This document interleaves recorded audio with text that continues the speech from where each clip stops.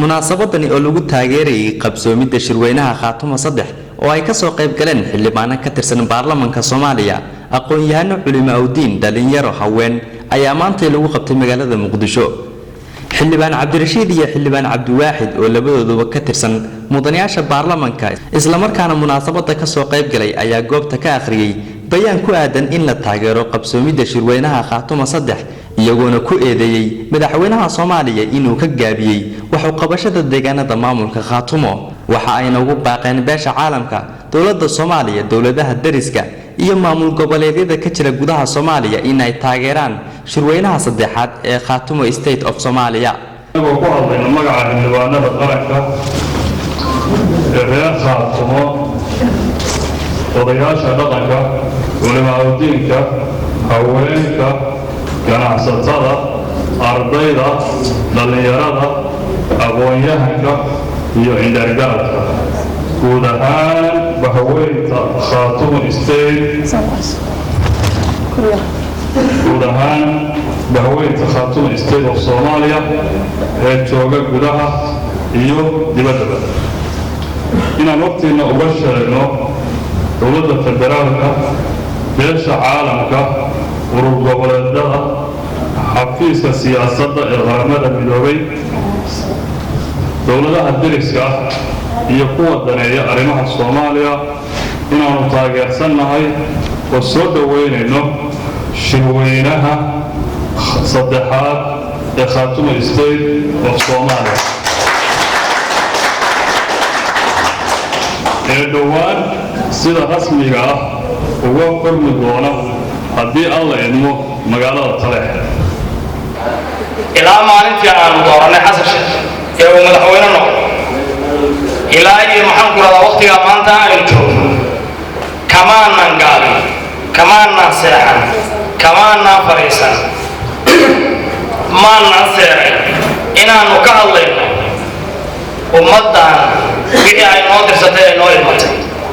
ee ay ahayd midnimada Soomaaliya ee ay ahayd xuquuqda dawladda federaalka ay ku lahayd hadday tahay waxbarashada hadday tahay caafimaadka hadday tahay biyaha hadday tahay dawladdiska wax allaale iyo wixii xuquuq ay ummaddan dawladda dhexe ku lahayd mid aanan hordhigin kor iyo hoos waxaanu gaarnay xildhibaanadii inaan intaan shakiro niraan warmalaha dee markhaati samaysta inaanu ismadiina soo qarintaanka aynu u geyno aanu dhahno war ma ku soo gaarsiin war ma kuu sheegnay ummadda baahideedii madaxweynow war kor iyo hoos ma kuula hadal ismadii iyo aqoon-yahano fara badan qaybna halkaan fadhido qaybna laga yaabo inay media ka maqan inta waanu geyno waa sheeg waxaa nasiib darraa xasan sheekh qarin mayne madaxweynaha Soomaaliya arrimaha Khaatumo iyo deegaamada reer Khaatumo dhaguhu ka furaystay waa idin sheegay madaxweynihiina arrintaa ka gaabiyey maahan annagu inaanu ka gaabinay masaaladaana waa geynay waa gudanay sidoo kale intii ay munaasabada socotay waxaa hadallo kooban goobta ka soo jeediyay mas'uuliyiin ay kamid ahaayeen Marwa Canab Xasan Cilmi gudoomiye ku-xigeenka ururka haweenka Soomaaliyeed Muuse Faarax Xayd agaasimihii hore ee wasaaradda waxbarashada iyo xubno kale oo munaasabada ka soo qayb galay waxa ayna sheegeen in ay soo dhaweynayaan isla markaana ay taageersan yihiin qabsoomidda shirweynaha saddexaad ee Khaatumo waxaan kala mahad celinayaa dadkii ka shaqeeyay xafladan weyn ee ay isku arkeen reer Khaatumo ku sameeyay dalkan iyo caasimadda waxaan leeyahay shukran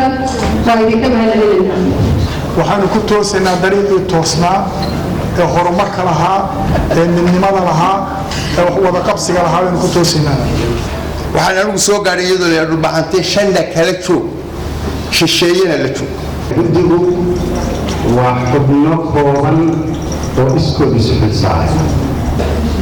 odhanaya soo dhaweynta shirweynaha Khaatumo State ee saddexaad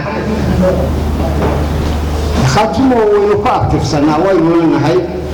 si kastaba shirweynaha saddexaad ee Khaatumo oo la filayay in bishii la soo dhaafay oo ka furmo magaalada Taleex ee gobolkaasi Sool ayaa dibdhac ku yimid kadib markii ay halkaasi ka dhaceen xiisado dagaal waxaana munaasabadani ay noqonaysaa tii ugu horeysay oo lagu taageerayo shirkaasi oo lagu qabto magaalada Muqdisho Maxamed Bilag Geelle Somsat TV magaalada Muqdisho